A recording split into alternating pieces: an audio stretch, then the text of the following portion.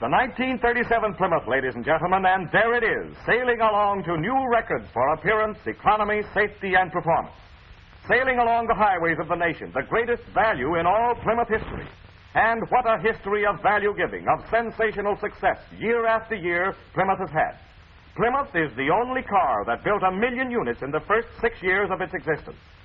Then, in a little more than 2 years, the second million mark was achieved. Look at the record of Plymouth triumph during the Depression and since. There is only one way to attain this skyrocketing popularity, and that's by building extraordinary value. Proof of that value is seen in the scarcity of Plymouths in the used car markets. Why, used car specialists will actually pay more for Plymouth than for the other two low-priced cars. Plymouth popularity stands securely on its history of building longer life, greater safety, and more style and luxury into its cars year after year.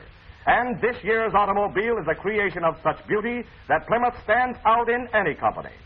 Look at it from any angle, and it's impressive.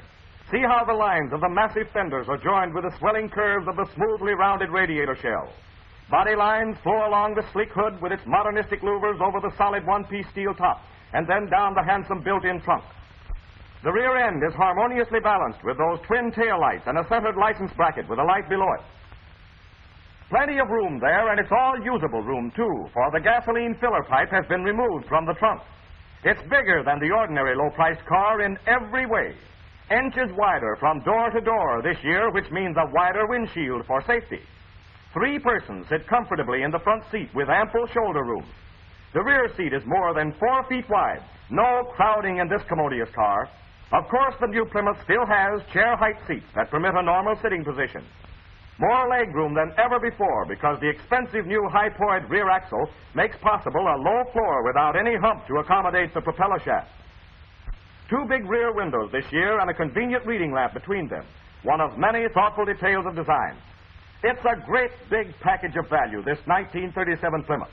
And beneath the beauty is steel for safety. Plymouth has had a steel body for 7 years. Steel pillars, steel panels, and steel floor, sturdily braced and reinforced throughout with still more steel. Then to crown this masterpiece of body construction, there is a solid steel top, formed from one piece of steel and then electrically welded to sides to form one solid, rigid unit. The bodybuilders were thinking of your comfort, too, so they provided a wide, deep-drip molding that carries off the rain. For your protection, the new Plymouth introduces safety styling. Door handles have been redesigned, curving inward, so they won't catch your clothing. The instrument panel combines luxury with safety styling. All knobs and controls of the new Plymouth are recessed, including the ignition key. Nothing protrudes. See how cleverly the windshield control has been folded away. Now, this seat back is padded to soften the bump in case of a quick stop. Note, too, that safety styling makes this armrest of soft sponge rubber. Plymouth gives you complete ventilation. Not only does the windshield open, but also there is a screened ventilator in the cowl.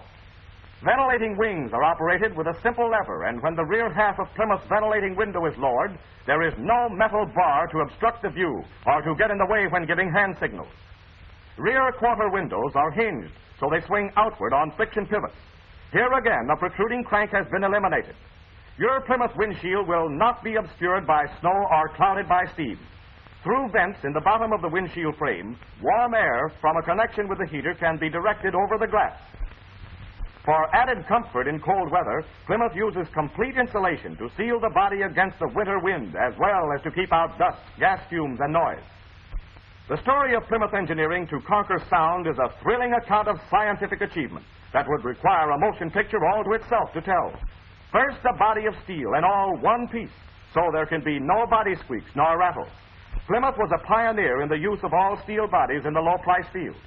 This new car has actually been silenced like a radio studio. The result is the quietest ride of any low-priced car. And Plymouth was the first of the low-priced cars to have hydraulic brakes. Every Plymouth ever built has had them, which means every Plymouth comes to a quick, smooth stop. You go sailing along in a Plymouth completely at ease and confident of the security of hydraulic brakes. It's a safe stop without skid or side sway, because Plymouth's double-acting hydraulic brakes assure an equal pressure on all 4 wheels.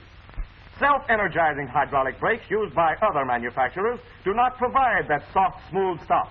For through their very principle of wrapping action, they have uncontrolled pressure that results in jerky stopping. The development and use of the equal pressure principle for years by Plymouth engineers has perfected the brake so the brake shoes take hold evenly on all surfaces of the drum. Plymouth leads the field in steel body and hydraulic brakes, and the superiority of its engine is just as outstanding. Super high compression means economy, means Plymouth owners enthusiastically report as high as 24 miles to the gallon of gasoline. Floating power engine mountings with Plymouth calibrated ignition make possible this high compression economy with smoothness. Patented floating power suspends the engine in perfect balance, and by permitting it to rock on its natural axis, it dissipates vibration and provides the smoothest engine in the industry. The rigid Plymouth crankshaft rests on 4 main bearings instead of 3 usually found in low-priced cars. 4 bearings mean longer life and economical servicing. The Plymouth camshaft has a special quiet cam design and rests on 4 large bearings, all pressure lubricated. And it's chain driven, which adds to manufacturing cost and at the same time adds to owner satisfaction. Not only camshaft bearings, but also connecting rod bearings and main bearings in the mighty Plymouth engine receive oil under 35 pounds pressure. That makes for economical operation and long life. And even today, not all low-priced cars have full-pressure lubrication. All air that goes into the engine passes through a filter that removes dust and other particles that might damage cylinder walls and bearings. Not all low-priced cars have an oil filter, but Plymouth has one to keep engine oil clean and make it last longer. Rings of a special hard heat-resisting metal are inserted in the cylinder block to form seats for the exhaust valves and thus postponing the necessity for valve grinding many thousands of miles. Here's more economy. Plymouth pistons are of aluminum alloy for finer acceleration and lighter bearing loads. 4 rings on each piston make possible perfect compression and oil conservation. Plymouth cools the cylinder bores for their whole length, lowering the temperature of the crankcase oil as much as 50 degrees. Full-length water jackets mean important savings in oil. But don't imagine that Plymouth's amazing economy has been obtained at any sacrifice in performance, and certainly none in luxury. In the low-price field, there simply isn't another ride like Plymouth. No other low-priced car has achieved balanced weight and balanced springing that contributes so much to the even, smooth ride with front-end bounce eliminated. This 1937 Plymouth has thin leaf springs at the front just as flexible as those at the rear. Made of a mola steel, a special alloy, they contribute to the new ride sensation, Plymouth's famous floating ride. To realize what these big aero-hydraulic shock absorbers give you in comfort, you must ride in the car. You must go sailing along in the Plymouth to get the feel of it. Plymouth places one of these low-pressure, direct-acting shock absorbers on each wheel, both front and rear. There are 4 of these husky fellows at work, saving the springs, smoothing out the road, smothering the shocks of a rough road so it seems a boulevard. Now look at it in slow motion. See those wheels dance? But the car and the people in it are cushioned against road shocks. The Plymouth irons out a detour. Notice that the car takes the bumps, but the passengers never know anything about it. Here's another exciting contribution to your comfort. On the rigid X double drop frame are Plymouth's sensational rubber-poised body mountings. Floating power engine mountings keep engine vibration from reaching the body. Now, these spool-shaped rubber body mountings float the body free of the frame. Thus, the body is completely insulated against road shocks and noises. Now, both the engine and the body are floated on live rubber. No more is there any possible metal-to-metal contact between frame and body. Here's more comfort, more luxury, more reasons why it's fun to go sailing along in a Plymouth. A steering shock eliminator absorbs road shock that might otherwise be felt in the steering gear. Silent U-shackles are placed on both front and rear springs for silent shackle action, thus greatly improving the steering action. Plymouth always rides on an even keel because this sway eliminator is connected directly to the front axle, where a change in the car's forward motion first affects its stability. Travel the roughest road, and you'll find that Plymouth's steering gear is virtually unaffected by any up and down travel of the axle. Wheel fight is eliminated, for the wheels keep straight ahead, whether you drive in gravel, heavy dust, or snow. Altogether, Plymouth's shockless steering means new steering ease, where the going is rough and particularly in city parking. The 1937 Plymouth is the most beautiful car.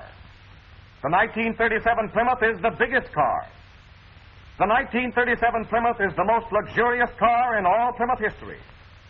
The 1937 Plymouth, with its new all-steel body and with its double-acting hydraulic brakes, is the safest car in all Plymouth history. The 1937 Plymouth is America's most economical, full-powered car. The 1937 Plymouth has the famous floating ride, and no other low-priced car has it. The 1937 Plymouth is the biggest value in all Plymouth history. Get behind the wheel of that automobile. Go sailing along in the new Plymouth. Discover for yourself why the motorists of America agree that Plymouth builds great cars.